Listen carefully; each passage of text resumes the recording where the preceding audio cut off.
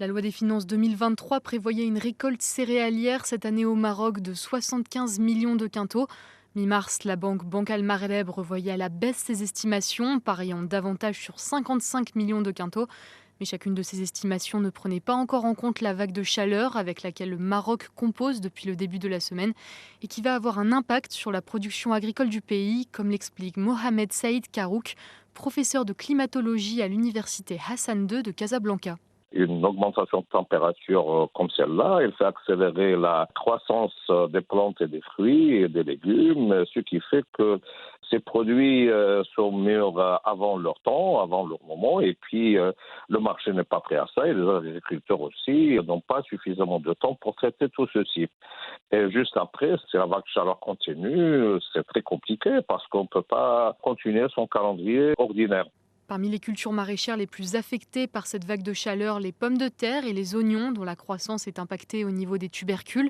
Les températures élevées entraînent aussi des situations de stress hydrique pour les arbres. En réaction, ceux-ci mettent en place des mécanismes de défense en réduisant le nombre de fruits qu'ils peuvent produire, ce qui affecte donc les rendements en bout de chaîne. Dans la région de Souss-Massa, il y a une autre inquiétude liée à la chaleur en cette saison de floraison des arbres à agrumes. Si les fleurs tombent, il n'y aura tout simplement pas de fruits.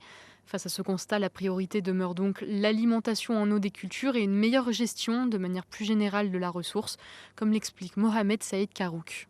Le transfert de l'eau est une obligation qu'il faudrait réaliser le plus rapidement possible, avec le développement des stations de dessalement qui se font dans un rythme très accéléré. Je pense que le futur, ce sera beaucoup mieux que maintenant, avec le développement des technologies, des techniques et des ressources énergétiques. La situation devrait être beaucoup mieux que maintenant. En attendant, difficile encore d'estimer les pertes liées à cette vague de chaleur précoce. Difficile également de déterminer à quel point les campagnes d'irrigation du gouvernement vont permettre d'atténuer son impact.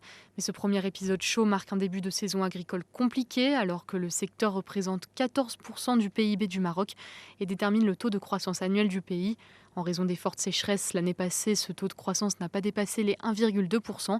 Le Royaume cette année espère atteindre un taux de 4%.